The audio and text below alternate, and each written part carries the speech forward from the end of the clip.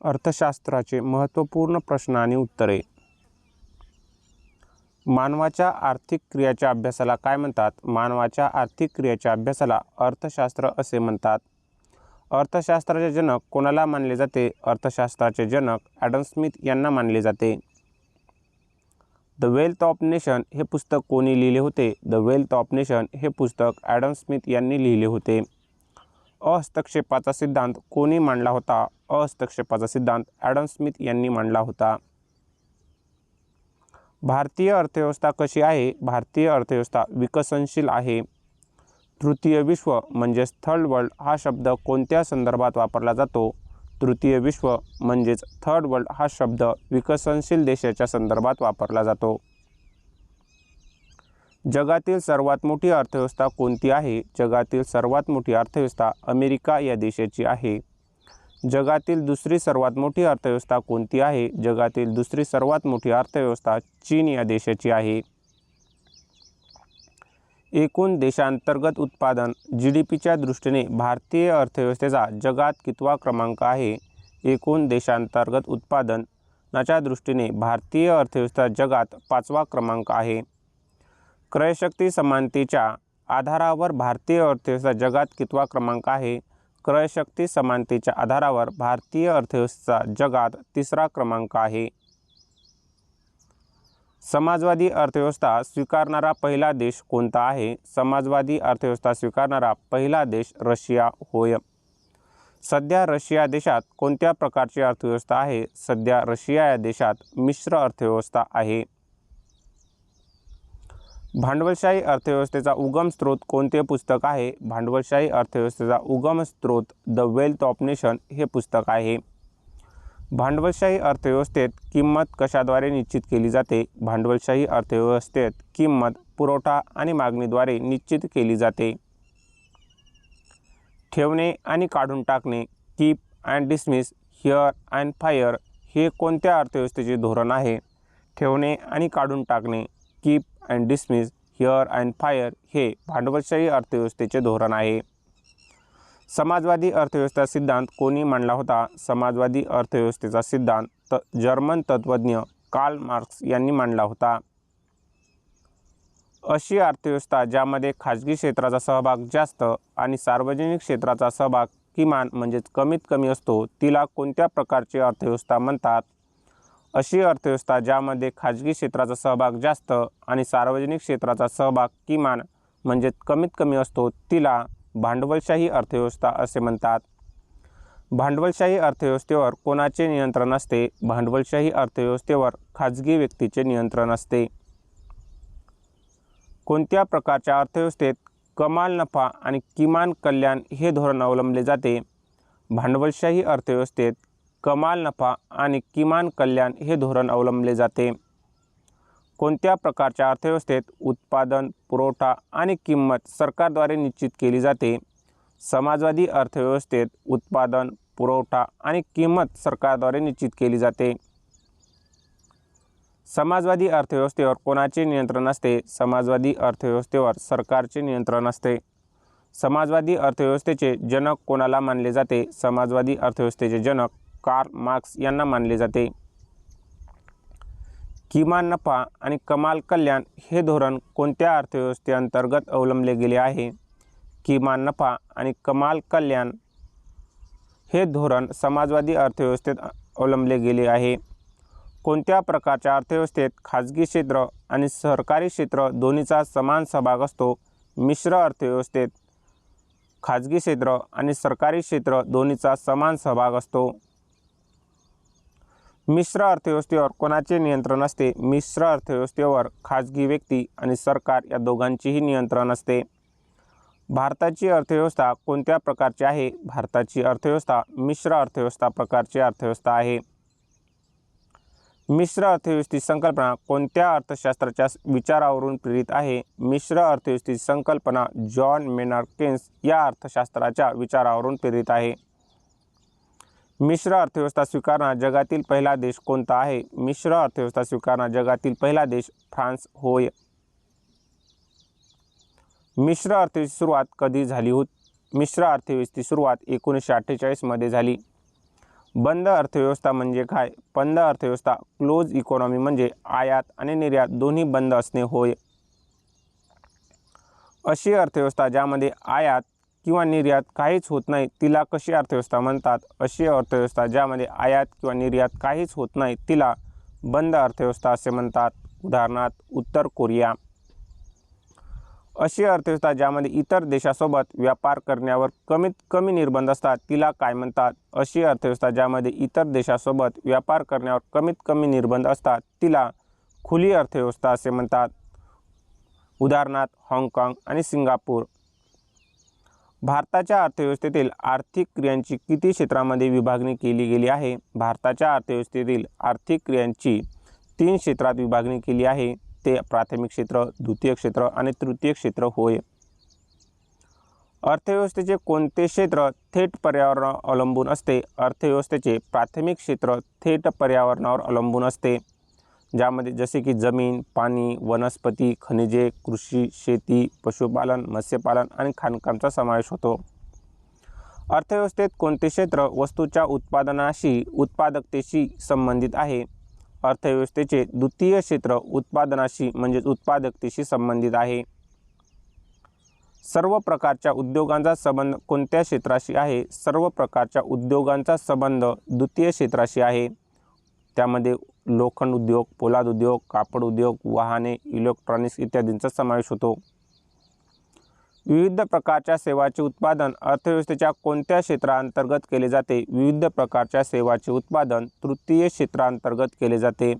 यामध्ये विमा, बँकिंग, वैद्यकीय सेवा, शिक्षण, वाहतूक, दळणवळण, पर्यटन इत्यादींचा समावेश होतो. भारतीय अर्थव्यवस्थेत एकूण राष्ट्रीय उत्पादनात कोणत्या क्षेत्राचा वाटा सर्वाधिक आहे? भारतीय अर्थव्यवस्थेत तृतीय क्षेत्र सेवा क्षेत्रात राष्ट्रीय उत्पादनात सर्वाधिक वाटा आहे. कोणत्या अर्थव्यवस्थेत होणाऱ्या प्रमाणात्मक बदलाला काय म्हणतात? कोणत्याही अर्थव्यवस्थेत होणाऱ्या प्रमाणात्मक बदलाला आर्थिक वृद्धी इकॉनॉमिक ग्रोथ असे म्हणतात. दरडोई एकूण उत्पादन आणि दरडोई भौतिक भांडवलात वाढ काय दर्शवते? दरडोई एकूण उत्पादन आणि दरडोई भौतिक भांडवलीत वाढ आर्थिक वृद्धी दर्शवते. कोणत्याही देशाच्या आर्थिक वृद्धीचा सर्वात योग्य मापदंड कोणता मानला जातो? कोणत्याही देशाच्या आर्थिक वृद्धीचा सर्वात योग्य मापदंड दरडोई वार्षिक उत्पन्न पर कॅपिटा रिअल इन्कम मानला जातो. भारतीय अर्थव्यवस्थेने कोणत्या वर्षी सर्वाधिक आर्थिक वृद्धी दर प्राप्त केला होता? भारतीय अर्थव्यवस्थेने 2006-07 या वर्षामध्ये सर्वाधिक आर्थिक वृद्धी दर इकॉनॉमिक ग्रोथ रेट प्राप्त केला होता. मानवी विकास निर्देशांक HDI ह्युमन डेव्हलपमेंट इंडेक्स कोणाद्वारे जारी केला जातो? मानवी विकास निर्देशांक म्हणजेच HDI human development index UNDP मार्फत जाहीर केला जातो.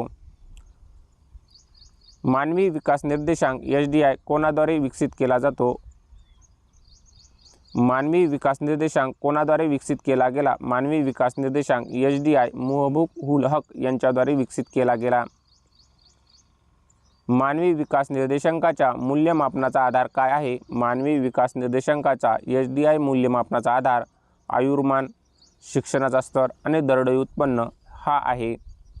भारताचा पहिला मानवी विकास अहवाल HDR कधी जारी करण्यात आला होता? भारताचा पहिला मानवी विकास अहवाल HDI एप्रिल 2002 मध्ये जारी करण्यात आला होता. भारताचा मानवी विकास अहवाल कोण प्रकाशित किंवा जारी करतो? भारताचा मानवी विकास अहवाल संयुक्त राष्ट्र विकास कार्यक्रम UNDP जारी करतो.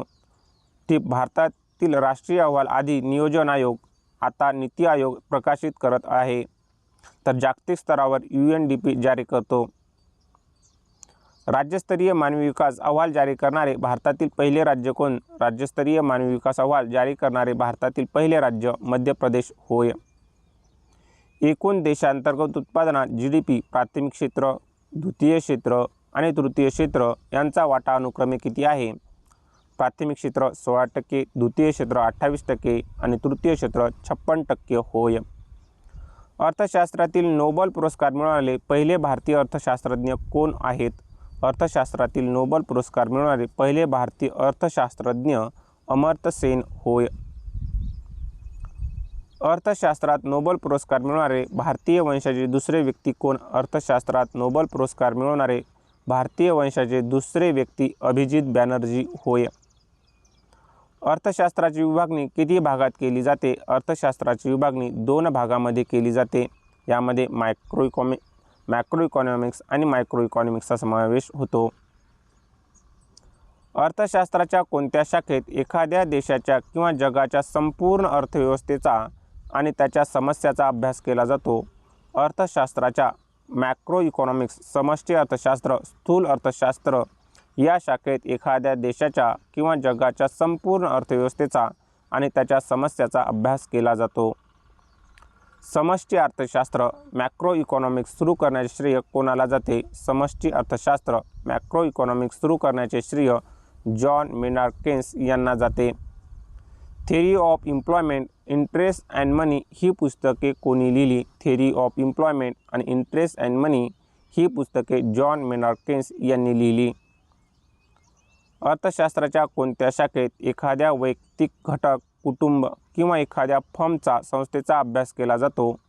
अर्थशास्त्राच्या मायक्रो इकॉनॉमिक्स, व्यष्टी अर्थशास्त्र, सूक्ष्म अर्थशास्त्रात एखाद्या वैयक्तिक घटक, कुटुंब किंवा एखाद्या फर्मचा म्हणजे संस्थेचा अभ्यास केला जातो. भारताच्या राष्ट्रीय उत्पन्नाची गणना सर्वप्रथम कोणी केली होती? भारताच्या राष्ट्रीय उत्पन्नाची गणना सर्वप्रथम दादाभाई नौरोजी यांनी केली होती. ती गणना 1867-68 या वर्षासाठी केली होती. दादाभाई नौरोजी यांच्या पुस्तकाचे नाव काय आहे? दादाभाई नौरोजी यांच्या पुस्तकाचे नाव poverty and un British rule in India होय. दादाभाई नौरोजी यांनी आपल्या poverty and un British rule in India या पुस्तकात भारताचे दरडोई उत्पन्न किती सांगितले होते? दादाभाई नौरोजी यांनी आपल्या poverty and un British rule in India या पुस्तकात भारताचे दरडोई उत्पन्न 20 रुपये सांगितले होते. धन निष्कासन सिद्धांत, ड्रेन ऑफ वेल्थ थेअरी कोणी मांडला? निष्कासन सिद्धांत, ड्रेन ऑफ वेल्थ थेअरी हा दादाभाई नौरोजी यांनी मांडला. वैज्ञानिक आधारावर राष्ट्रीय उत्पन्नाची गणना सर्वप्रथम कोणी केली? वैज्ञानिक आधारावर राष्ट्रीय उत्पन्नाची गणना VKR व्ही राव यांनी 1931-32 मध्ये केली. VKR व्ही राव यांनी वैज्ञानिक आधारावर केलेल्या पहिल्या गणनेत भारताचे दरडोई राष्ट्रीय उत्पन्न किती सांगितले होते? VKR व्ही राव यांनी वैज्ञानिक आधारावर केलेल्या पहिल्या गणनेत भारताचे दरडोई राष्ट्रीय उत्पन्न 62 रुपये प्रति व्यक्ती इतके सांगितले होते. स्वातंत्र्यानंतर भारत सरकारद्वारे राष्ट्रीय उत्पन्न समितीची गठन कधी करण्यात आले? स्वातंत्र्यानंतर भारत सरकारद्वारे राष्ट्रीय उत्पन्न समितीचे गठन 4 ऑगस्ट 1949 रोजी करण्यात आले. स्वातंत्र्यानंतर भारत सरकारद्वारे राष्ट्रीय उत्पन्न समितीचे गठन कोणाच्या अध्यक्षतेखाली करण्यात आले होते? स्वातंत्र्यानंतर भारत सरकारद्वारे राष्ट्रीय उत्पन्न समितीचे गठन PC महालनोबिस यांच्या अध्यक्षतेखाली करण्यात आले होते. राष्ट्रीय सांख्यिकी दिन, नॅशनल स्टॅटिस्टिक्स डे दरवर्षी कोणाच्या जन्मदिवसानिमित्त साजरा केला जातो? राष्ट्रीय सांख्यिकी दिन दरवर्षी PC महालनोबिस यांच्या जन्मदिवसानिमित्त साजरा केला जातो. राष्ट्रीय उत्पन्नाचा पहिला अधिकृत अंदाज कोणत्या मंत्रालयाने दिला होता? राष्ट्रीय उत्पन्नाचा पहिला अधिकृत अंदाज वाणिज्य मंत्रालयाने दिला होता. भारतात राष्ट्रीय उत्पन्नाचे मूल्यमापन गणना करणाऱ्या एजन्सीचे नाव काय आहे? भारतात राष्ट्रीय उत्पन्नाचे मूल्यमापन करणाऱ्या एजन्सीचे नाव केंद्रीय सांख्यिकी संघटना CSO, सेंट्रल स्टॅटिस्टिकल ऑर्गनायझेशन होय. केंद्रीय सांख्यिकी संघटनेची CSO ची स्थापना कधी झाली? केंद्रीय सांख्यिकी संघटनेची म्हणजे CSO ची स्थापना 2 मे 1951 रोजी, मुख्यालय दिल्ली. राष्ट्रीय उत्पन्नाच्या गणनेत केंद्रीय सांख्यिकी कार्यालयाला कोणती संस्था मदत करते? राष्ट्रीय उत्पन्नाच्या गणनेत केंद्रीय सांख्यिकी कार्यालयाला CSOला राष्ट्रीय नमुना सर्वेक्षण NSSO, national sample survey organisation मदत करते.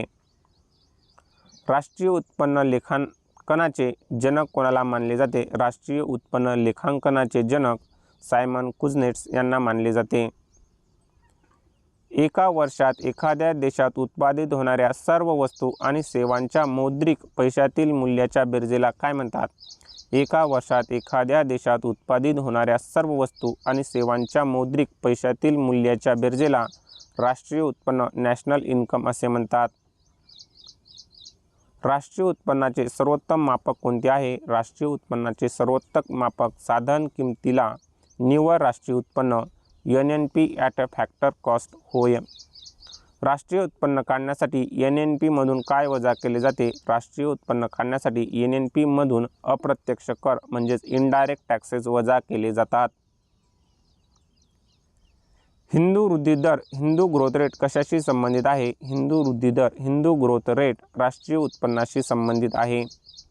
हिंदू वृद्धी दर या संकल्पनेचे प्रतिपादक कोण होते? हिंदू वृद्धी दर या संकल्पनेचे प्रतिपादक प्राध्यापक राजकृष्ण हे होते.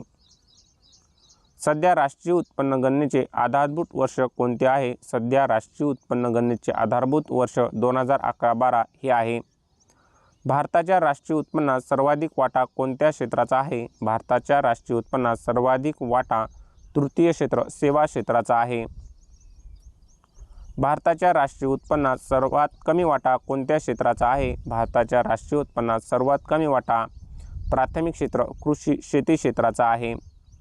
अर्थव्यवस्थेचा वृद्धी दर कशाच्या आधारे मोजला जातो? अर्थव्यवस्थेचा वृद्धी दर राष्ट्रीय उत्पादनानुसार मोजला जातो. एखाद्या देशाच्या आर्थिक वृद्धीचे सर्वात योग्य माप कोणते आहे? एखाद्या देशाच्या आर्थिक वृद्धीचे सर्वात योग्य माप एकूण देशांतर्गत उत्पादन GDP ग्रॉस डोमेस्टिक प्रोडक्ट होय.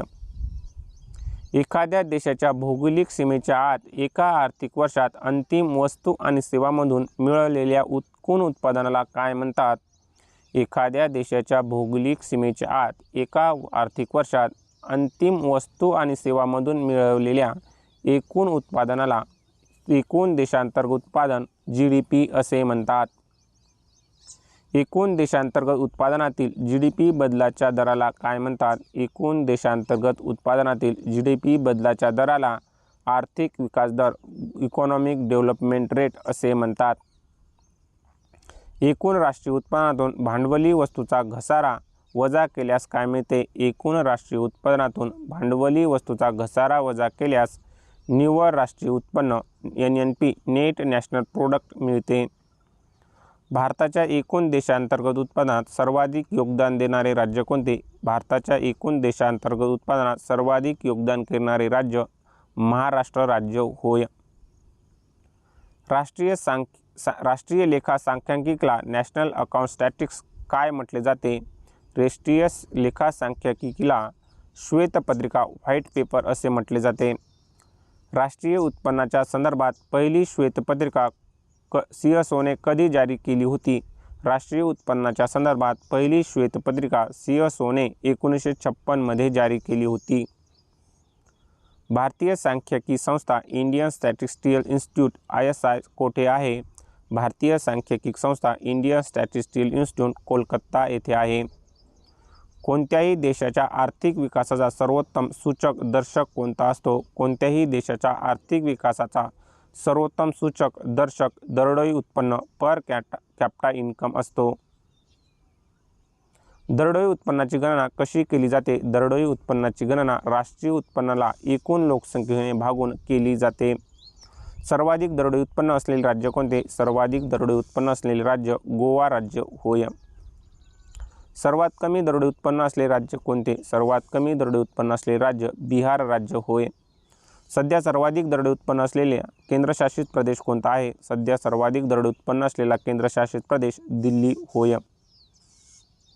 दारिद्र्य गरिबी म्हणजे काय? दारिद्र्य गरिबी म्हणजे जीवनाच्या मूलभूत गरजा पूर्ण करण्यापासून वंचित राहणे होय. भारतात दारिद्र्य मोजण्याचा आधार काय आहे? भारतात दारिद्र्य मोजण्याचा आधार किमान कॅलरी उपभोग खर्च होय. भारतातील ग्रामीण आणि शहरी भागातील दारिद्र्य रेषा निश्चित करण्यासाठी प्रति व्यक्ती किती कॅलरी प्रमाण ठरवले गेले आहे? भारतात ग्रामीण आणि शहरी भागातील दारिद्र्य रेषा निश्चित करण्यासाठी प्रति व्यक्ती अनुक्रमे 2400 कॅलरी ग्रामीण भागासाठी तर 2100 कॅलरी शहरी भागासाठी हे प्रमाण निश्चित केले गेले आहे. किंमत पातळीच्या आधारावर दारिद्र्य रेषा निश्चित करण्याचा प्रस्ताव कोणी दिला होता? किंमत पातळीच्या आधारावर दारिद्र्य रेषा निश्चित करण्याचा प्रस्ताव लकडवाला समितीने दिला होता. सुरेश तेंडुलकर समिती आणि सी रंगराजन समिती कशाशी संबंधित आहेत? सुरेश तेंडुलकर समिती आणि सी रंगराजन समिती दारिद्र्य निर्मूलन दारिद्र्य रेषा निश्चित करण्याशी संबंधित आहेत. राष्ट्रीय सांख्यिकी आयोगाची नॅशनल स्टॅटिस्टिकल कमिशन स्थापना कोणत्या समितीच्या शिफारशीवरून स्वीकारण्यात आली?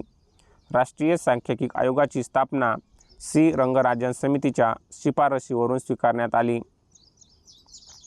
भारतात दारिद्र्य रेषा निश्चित करण्याचा पहिला प्रयत्न कोणी केला होता? भारतात दारिद्र्य रेषा निश्चित करण्याचा पहिला प्रयत्न नियोजन आयोगाने केला होता. प्लॅनिंग कमिशन 1962 मध्ये.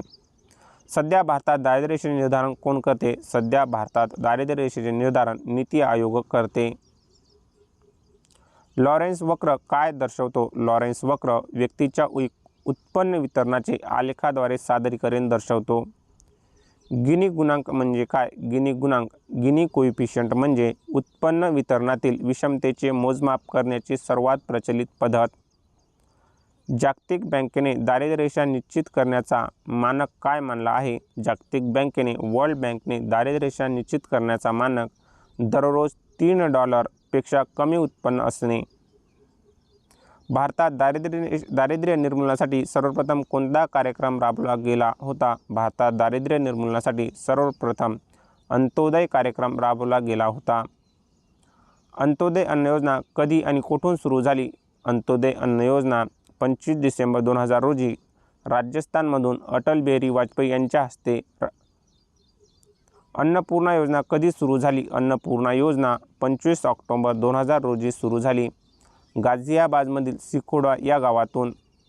भारतात बेरोजगारीची आकडेवारी कोण जाहीर करते? भारतात बेरोजगारीची आकडेवारी राष्ट्रीय नमुना सर्वेक्षण कार्यालय NSSO national sample survey office जारी करते. अदृश्य, प्रच्छन्न किंवा छुपी बेरोजगारी प्रामुख्याने कोणत्या क्षेत्रात आढळते? अदृश्य म्हणजेच प्रच्छन्न म्हणजेच छुपी बेरोजगारी डिस्गाइज अनएम्प्लॉयमेंट प्रामुख्याने कृषी क्षेत्रामध्ये आढळते. भारतातील बेरोजगारीचे स्वरूप प्रामुख्याने कसे आहे? भारतातील बेरोजगारीचे स्वरूप प्रामुख्याने संरचनात्मक स्ट्रक्चरल आहे.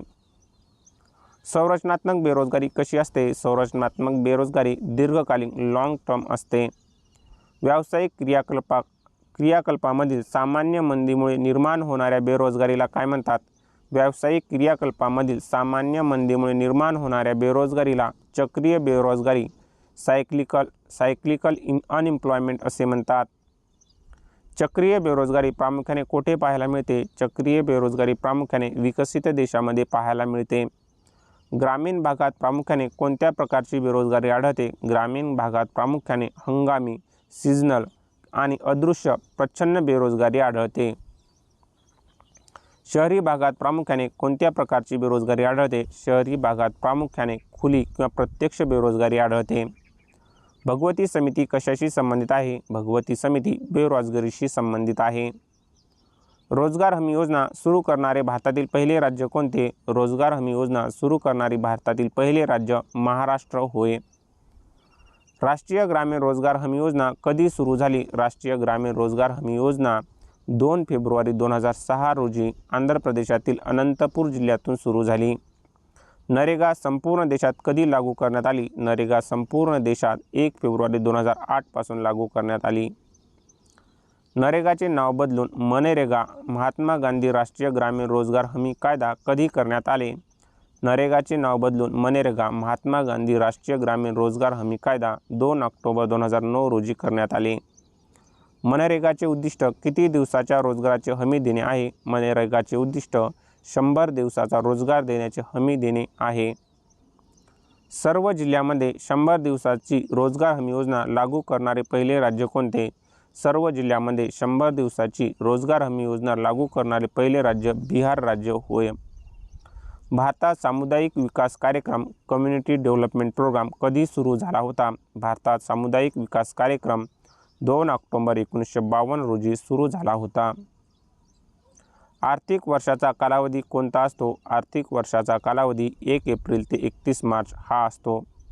पहिल्या वित्त आयोगाची स्थापना कधी झाली? पहिल्या वित्त आयोगाची स्थापना 1951 मध्ये झाली.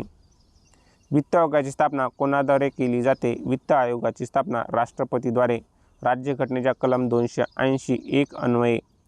राज्य वित्त आयोगाची स्थापना कोणत्या कलमांतर्गत केली जाते? राज्य वित्त आयोगाची स्थापना कलम 243(I) अंतर्गत केली जाते. वित्त आयोगाचे पहिले अध्यक्ष कोण होते? वित्त आयोगाचे पहिले अध्यक्ष के.सी. नियोगी हे होते. वित्त आयोगाच्या अध्यक्षांची नियुक्ती कोण करते? वित्त आयोगाच्या अध्यक्षांची नियुक्ती राष्ट्रपती करतात. वित्त आयोगाचा कार्यकाळ किती वर्षाचा असतो? वित्त आयोगाचा कार्यकाळ 5 वर्ष इतका असतो. वित्त आयोगामध्ये एकूण किती सदस्य असतात? वित्त आयोगामध्ये एकूण 5 सदस्य अध्यक्षासह असतात. 14व्या वित्त आयोगाचे अध्यक्ष कोण होते? 14व्या वित्त आयोगाचे अध्यक्ष वाय.व्ही. रेड्डी हे होते. 15व्या वित्त आयोगाचा कालावधी काय आहे? 15व्या वित्त आयोगाचा कालावधी 2020 ते 25 नंतर हा कालावधी 2026 पर्यंत वाढवला गेला होता. 15व्या वित्त आयोगाचे अध्यक्ष कोण आहेत? 15व्या वित्त आयोगाचे अध्यक्ष एन.के. सिंग हे आहेत. वित्त आयोगाचे मुख्य कार्य काय आहे? वित्त आयोगाचे मुख्य कार्य केंद्र आणि राज्यामध्ये महसुलाचे उत्पन्नाचे वाटप करणे हे आहे. 7व्या वेतन आयोगाची स्थापना कधी झाली? 7व्या वेतन आयोगाची स्थापना फेब्रुवारी 2014 मध्ये झाली. 7व्या वेतन आयोगाचे अध्यक्ष कोण होते? 7व्या वेतन आयोगाचे अध्यक्ष अशोक कुमार माथुर हे होते. नियोजन आयोगाने इंडिया विजन 2020 हा दस्तावेज कधी सादर केला होता? नियोजन आयोगाने इंडिया विजन 2020 हा दस्तावेज 23 जानेवारी 2003 रोजी श्यामा प्रसाद गुप्ता यांच्या अध्यक्षतेखाली सादर केला होता. भारतातील नियोजनाचे स्वरूप कसे आहे? भारतातील नियोजनाचे स्वरूप मिक्स प्रकारचे आहे. भारतात सर्वप्रथम आर्थिक नियोजनाची इकॉनॉमिक प्लॅनिंग पार्श्वभूमी कोणी तयार केली होती? भारतात सर्वप्रथम आर्थिक नियोजनाची पार्श्वभूमी एम. विश्वेश्वरय्या यांनी केली होती. प्लॅन इकॉनॉमी फॉर इंडिया भारतासाठी नियोजित अर्थव्यवस्था हे पुस्तक कोणी लिहिले आहे? प्लॅन इकॉनॉमी फॉर इंडिया भारतासाठी नियोजित अर्थव्यवस्था हे पुस्तक एम. विश्वेश्वरय्या यांनी लिहिले आहे. भारताच्या आधुनिक नियोजनाचे प्रणेते कोणाला मानले जाते? भारताच्या आधुनिक नियोजनाचे प्रणेते एम. विश्वेश्वरय्या यांना मानले जाते. गांधी योजना कोणी तयार केली होती? गांधी योजना श्रीमन नारायण यांनी तयार केली होती.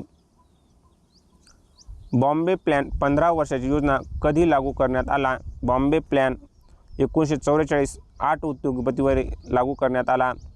जन योजना कोणी तयार केली होती? जन योजना श्री एम.एन. रॉय यांनी तयार केली होती. राष्ट्रीय नमुना सर्वेक्षण संघटनेची NSSO स्थापना कोणत्या वर्षी झाली होती? राष्ट्रीय नमुना सर्वेक्षण संघटनेची स्थापना 1950 मध्ये झाली होती. सर्वोदय योजना कोणी सादर केली होती? सर्वोदय योजना जयप्रकाश नारायण यांनी सादर केली होती. राष्ट्रीय नियोजन समितीची स्थापना कधी झाली? राष्ट्रीय नियोजन समितीची नॅशनल प्लॅनिंग कमिटीची स्थापना 1938 मध्ये झाली. राष्ट्रीय नियोजन समितीचे अध्यक्ष कोण होते? राष्ट्रीय नियोजन समितीचे अध्यक्ष पंडित जवाहरलाल नेहरू हे होते. राष्ट्रीय नियोजन समितीचा अहवाल कधी प्रकाशित झाला होता? राष्ट्रीय नियोजन समितीचा अहवाल 1949 मध्ये प्रकाशित झाला होता. नियोजन आयोगाची स्थापना कधी झाली? नियोजन आयोगाची प्लॅनिंग कमिशनची स्थापना 15 मार्च 1950 रोजी झाली. नियोजन आयोग कोणत्या प्रकारची संस्था होती? नियोजन आयोग ही गैर-संविधानिक नॉन कॉन्स्टिट्यूशनल वैधानिक नसलेली संस्था होती. नियोजन आयोगाचे अध्यक्ष कोण असायचे? नियोजन आयोगाचे अध्यक्ष पंतप्रधान असायचे. नियोजन आयोगाचे पहिले अध्यक्ष आणि उपाध्यक्ष अनुक्रमे कोण होते? नियोजन आयोगाचे पहिले अध्यक्ष आणि उपाध्यक्ष अनुक्रमे पंडित जवाहरलाल नेहरू अध्यक्ष आणि गुलझारीलाल नंदा हे उपाध्यक्ष होते. नियोजन आयोगाचे अंतिम अध्यक्ष आणि उपाध्यक्ष कोण होते? नियोजन आयोगाचे अंतिम अध्यक्ष आणि उपाध्यक्ष नरेंद्र मोदी अध्यक्ष आणि मॉन्टेगू सिंह अहलुवालिया हे उपाध्यक्ष होते. नियोजन आयोगाच्या जागी कोणत्या संस्थेची स्थापना करण्यात आली? नियोजन आयोगाच्या जागी नीती आयोगाची स्थापना करण्यात आली. नीती आयोग केव्हा अस्तित्वात आला? नीती आयोग 1 जानेवारी 2015 रोजी अस्तित्वात आला. नीती आयोगाचे अध्यक्ष कोण असतात? नीती आयोगाचे अध्यक्ष पंतप्रधान असतात. पंचवार्षिक योजना तयार करण्याची जबाबदारी कोणाची होती? पंचवार्षिक योजना तयार करण्याची जबाबदारी नियोजन आयोगाची प्लॅनिंग कमिशनची होती. नीती आयोगाचे पहिले अध्यक्ष कोण आहेत किंवा होते? नीती आयोगाचे पहिले अध्यक्ष नरेंद्र मोदी हे होते. नीती आयोगाचे पहिले उपाध्यक्ष कोण होते? नीती आयोगाचे पहिले उपाध्यक्ष अरविंद पनगडिया हे होते. नीती आयोग ही कशी संस्था आहे? नीती आयोग ही गैर-संविधानिक आणि सल्लागार संस्था आहे. पंचवार्षिक योजनेच्या आराखड्याला मंजुरी आणि अंतिम मंजुरी कोण देते? पंचवार्षिक योजनेच्या आराखड्याला मंजुरी आणि अंतिम मंजुरी राष्ट्रीय विकास परिषद NDC नॅशनल डेव्हलपमेंट काउन्सिल देते. राष्ट्रीय विकास परिषदेची NDC स्थापना कधी झाली? राष्ट्रीय विकास परिषदेची स्थापना 6 ऑगस्ट 1952 रोजी झाली. राष्ट्रीय विकास परिषदेचा अध्यक्ष कोण असतो? राष्ट्रीय विकास परिषदेचा अध्यक्ष पदसिद्ध पंतप्रधान असतात. कोणती संस्था सुपर कॅबिनेट म्हणून ओळखली जाते? राष्ट्रीय विकास परिषद NDC सुपर कॅबिनेट म्हणून ओळखली जाते. राष्ट्रीय विकास परिषद ही कशी संस्था आहे? राष्ट्रीय विकास परिषद ही गैरसंविधानिक संस्था आहे. राष्ट्रीय विकास परिषदेचा पदसिद्ध सचिव कोण असतो? राष्ट्रीय विकास परिषदेचा पदसिद्ध सचिव नीती आयोगाचा सचिव असतो. नियोजन म्हणजे काय? नियोजन म्हणजे आर्थिक नियोजन होय. आर्थिक नियोजनाचा सर्वप्रथम स्वीकार कोणत्या देशाने केला? आर्थिक नियोजनाचा सर्वप्रथम स्वीकार रशिया या देशाने केला. आर्थिक नियोजन हा विषय कोणत्या सूचीमध्ये येतो? आर्थिक नियोजन हा विषय समवर्ती सूचीमध्ये कॉन्करंट लिस्टमध्ये येतो. आर्थिक नियोजन संविधानाच्या कोणत्या अनुसूचीशी संबंधित आहे? आर्थिक नियोजन संविधानाच्या 7व्या अनुसूचीशी संबंधित आहे. नियोजित आर्थिक विकासाची सुरुवात कधी झाली? नियोजित आर्थिक विकासाची सुरुवात 1951 मध्ये झाली. भारतात नियोजन विकास मॉडेल कधी लागू करण्यात आले होते? भारतात नियोजन विकास मॉडेल 1 एप्रिल 1951 रोजी लागू करण्यात आले होते. भारतात पंचवार्षिक योजनांच्या अंमलबजावणीची जबाबदारी कोणावर असते? भारतात पंचवार्षिक योजनांच्या अंमलबजावणीची जबाबदारी केंद्र आणि राज्य सरकारवर असते. भारतातील पंचवार्षिक योजना कोणत्या देशाकडून प्रेरित आहेत? भारतातील पंचवार्षिक योजना रशिया या देशाकडून प्रेरित आहे.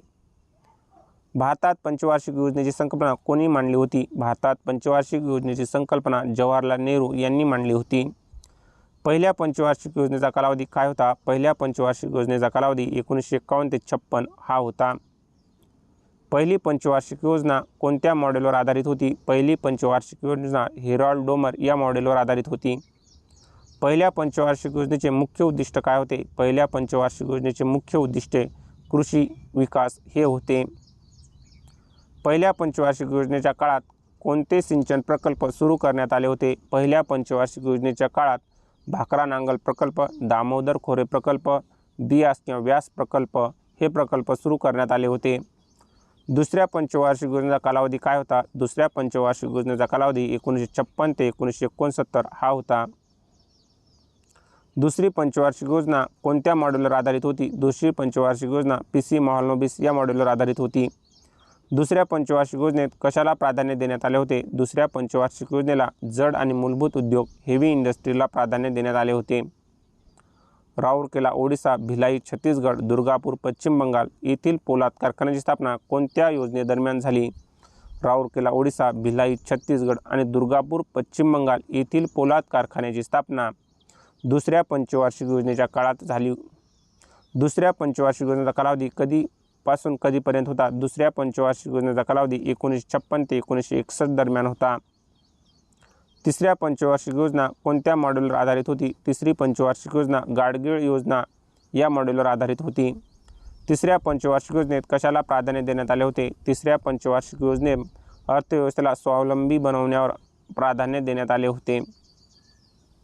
आतापर्यंतची सर्वात यशस्वी ठरलेली योजना कोणती? आतापर्यंत सर्वात यशस्वी ठरलेली योजना तिसरी योजना होय.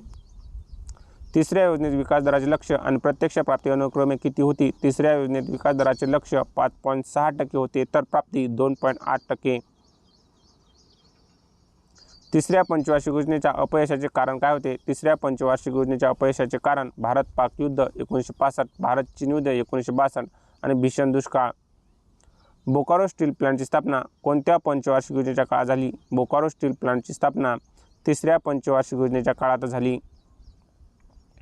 बोकारो आयर्न अँड स्टील इंडस्ट्रीची स्थापना कोणत्या देशाच्या मदतीने करण्यात आली? बोकारो आयर्न स्टील अँड इंडस्ट्रीची स्थापना रशिया मदतीने झारखंडमध्ये करण्यात आली. तिसऱ्या पंचवार्षिक योजनेच्या काळात कोणत्या क्रांतीची सुरुवात झाली होती? तिसऱ्या पंचवार्षिक योजनेच्या काळात हरित क्रांतीची सुरुवात झाली होती. 3 वार्षिक योजनाच्या कालावधी काय म्हटले जाते? 3 वार्षिक योजनाच्या कालावधीला योजना सुट्टी किंवा योजना अवकाश असे म्हटले जाते.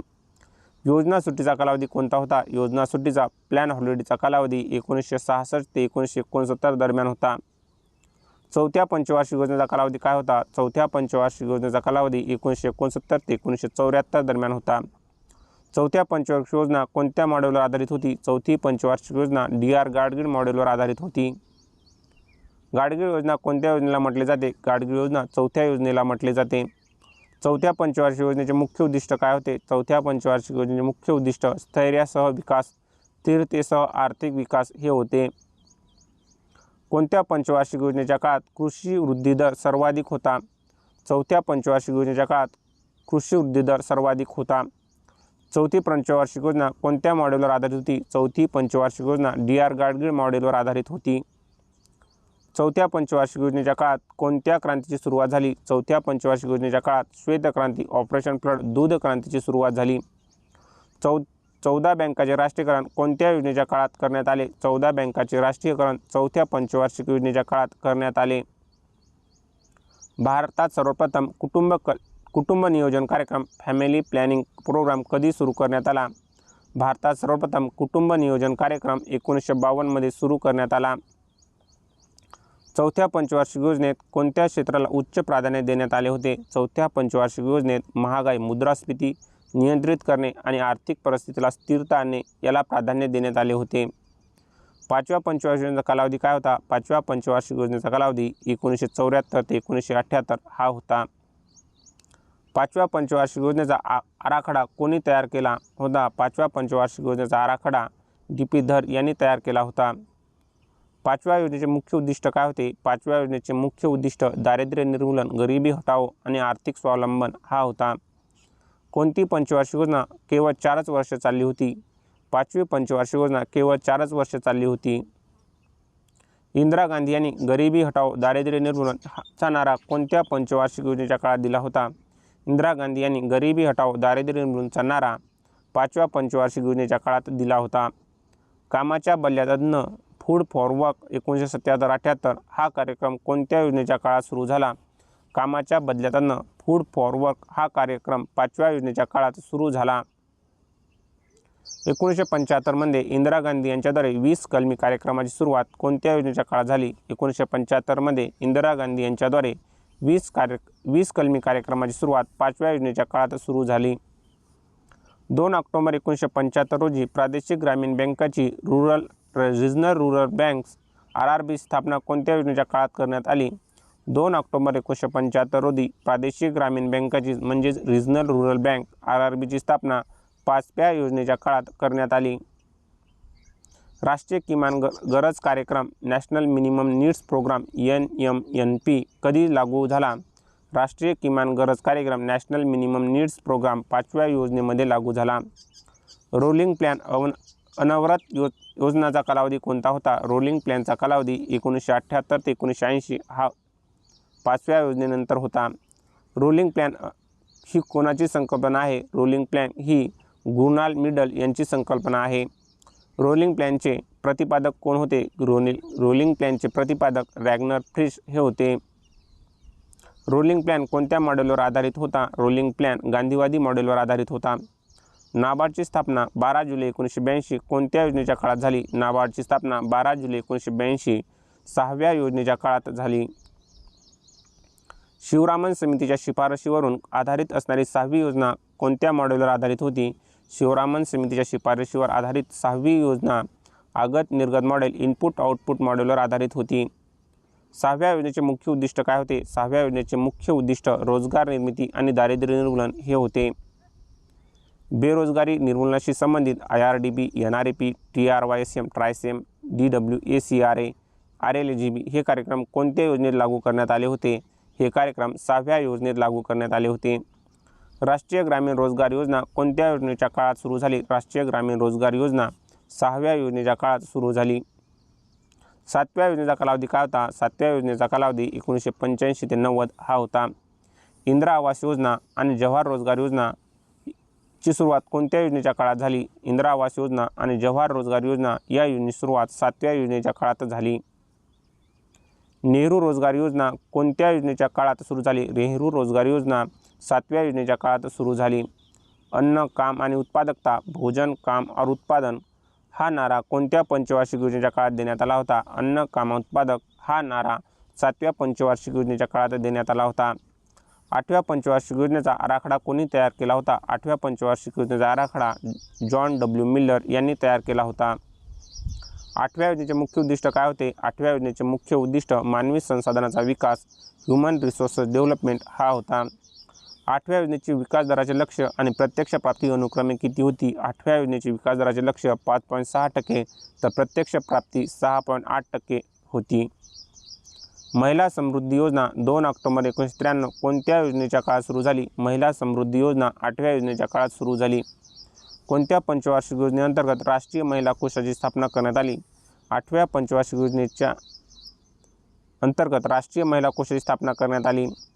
भारत सरकारने गरीब महिलांना मालमत्ता पुनर्निर्मितीसाठी लघु कर्ज उपलब्ध करून देण्यासाठी कोणत्या संस्थेची स्थापना केली होती? भारत सरकारने गरीब महिलांना मालमत्ता निर्मितीसाठी लघु कर्ज उपलब्ध करून देण्यासाठी राष्ट्रीय महिला कोषाची स्थापना केली होती. पंतप्रधान रोजगार योजना कोणत्या योजनेच्या काळात सुरू झाली? पंतप्रधान रोजगार योजना 8व्या योजनेच्या काळात सुरू झाली. आगत निर्गत मॉडेलवर आधारित 9व्या योजनेचे उद्दिष्ट काय होते? आगत निर्गत इनपुट आउटपुट मॉडेलवर आधारित 9व्या योजनेचे उद्दिष्ट सामाजिक न्याय आणि समानतेसह आर्थिक विकास हे होते. 10व्या योजनेचा कालावधी काय होता? 10व्या योजनेचा कालावधी 2002 ते 2007 हा होता. 10व्या योजनेचे मुख्य उद्दिष्ट काय होते? 10व्या योजनेचे मुख्य उद्दिष्ट देशातील गरिबी आणि बेरोजगारी संपवणे. आतापर्यंतची सर्वात यशस्वी आणि सर्वाधिक विकास दर असणारी योजना कोणती होती? आतापर्यंतची सर्वात यशस्वी आणि सर्वाधिक विकास दर असणारी योजना 10वी योजना होती. 10व्या योजनेचे विकास दराचे लक्ष्य आणि प्रत्यक्ष प्राप्ती अनुक्रमे किती होती? 10व्या योजनेचे विकास दराचे लक्ष्य आणि प्रत्यक्ष प्राप्ती अनुक्रमे 8% दराचे लक्ष्य आणि 7.6% प्राप्ती हे लक्ष्य होते.